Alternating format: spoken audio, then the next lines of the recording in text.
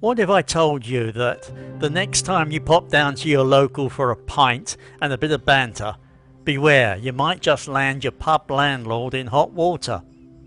Imagine a world where the sacred art of British pub banter could earn your boss a courtroom date. Sounds mad, does it not? As I sip my cold beer and watch the rain here in Thailand, I hear the land of hope and glory has declared war on punchlines. Can you really get in trouble for moaning about the footy or making a cheeky joke at your mate's expense? Welcome to Banter Britain 2.0. Do you fancy a pint of fresh speech? Sorry mate, the government just put that on tap, but with a health warning. Ah, the British pub. Once easily the beating heart of our culture, where a man or woman's wit is as important as their pint and a good-natured ribbing is as common as a warm beer. I remember the last time I sank into a battered old bar stool, boots muddy from the relentless Dorset drizzle, and exchanged jibes with old Dave about the state of the England cricket team. The pub, where opinions are aired, banter flies, and nobody is taking much offence, except maybe if someone spills your stout. So, let me ask you, what if the next time you nip down to the pub for a chat, your cheeky comment about the footy, or heaven forbid, your grumble about the state of politics, resulted in your employer being legally on the hook for some bartender's bruised feelings? Best put your banter on ice, because according to the latest news from Blighty, that moment may be upon us. You see, on the night of Wednesday, July the 16th, and I will never forget it, I had just woofed down a spicy somtam, contemplating the mysteries of Thai karaoke, the Labour government's employment bills rights, the so-called Banter Bill sailed through its second reading in the House of Lords. Now, let me tell you, I have seen enough second readings to know what is next, and if this bill passes as is, our beloved English banter might just become an endangered species. Picture this, the Banter Bill gives new meaning to watch your mouth. Now, if you happen to mutter too much immigration these days in a country where 63% of folk agree with you, thank you IPSOS poll, you could end up facing more than stony silence. Your words could make your employer liable if a worker overhears and feels insulted. On top of that, do not even try a cheeky joke about drag queens, no matter how ironic the pantomime dame is. If your bartender feels offended, your boss could be dragged, pun intended, to court. Now, let us pause here. Imagine a pub in deepest Somerset, a crowd gathered round the bar, and everyone is sipping ginger ale because they are scared of expressing anything more daring than nice weather for the time of day. It is enough to make you wish for one of those quiet carriages on the train. It is just not cricket, is it? The beauty of the British pub, and all public places really, is that it is where strangers become friends through the universal language of mockery and shared complaints. It is where we complain about politicians, footballers, the weather and the price of chips. It is where insulting is often just a way of saying, I like you enough to take the mickey. Let me show you an anecdote. Back in 1982, in a pub so smoky you could barely see the dance board, I distinctly recall Alfie announcing loudly, I would not trust the Prime Minister to run a bath, never mind the country.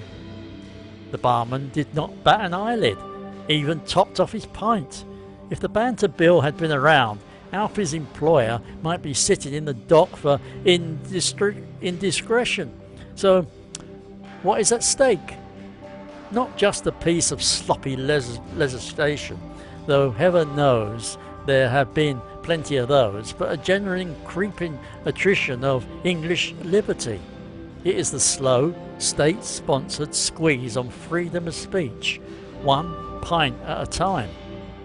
Some say, oh, but it is the 21st century, times change. Fair enough.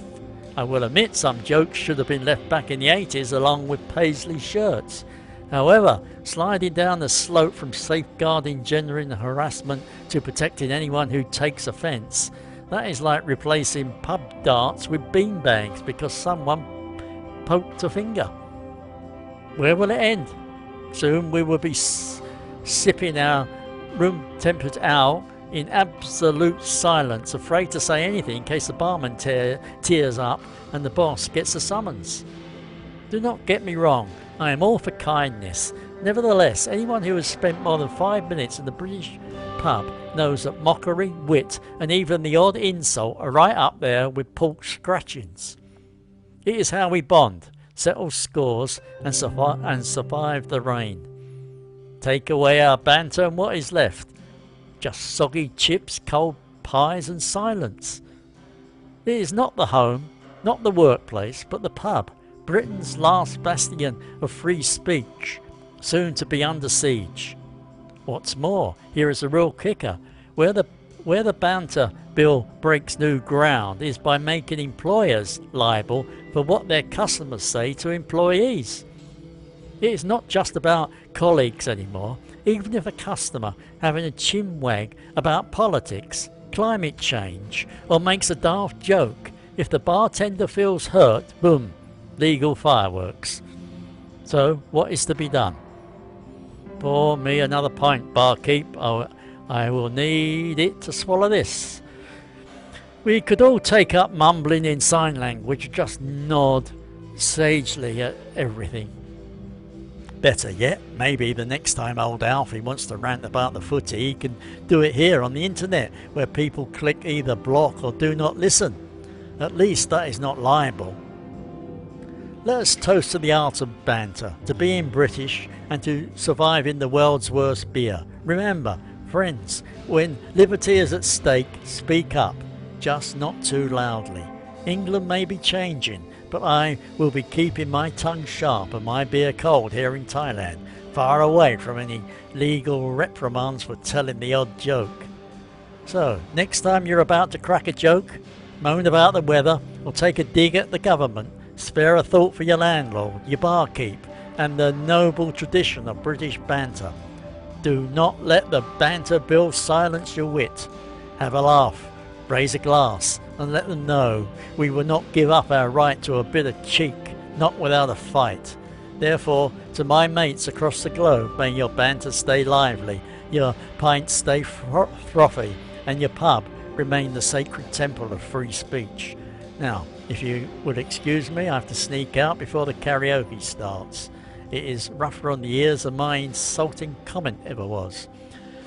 Cheers. Now, go on, make some noise in those comments. Do not get me started on the price of beer over here. If you believe the pub should remain a haven for free speech, drop your best British joke in the comments below. Like, subscribe, and share if you value freedom of expression or just want to keep the British art of banter alive. Take care, keep banter alive, and bury the bill. Bye bye.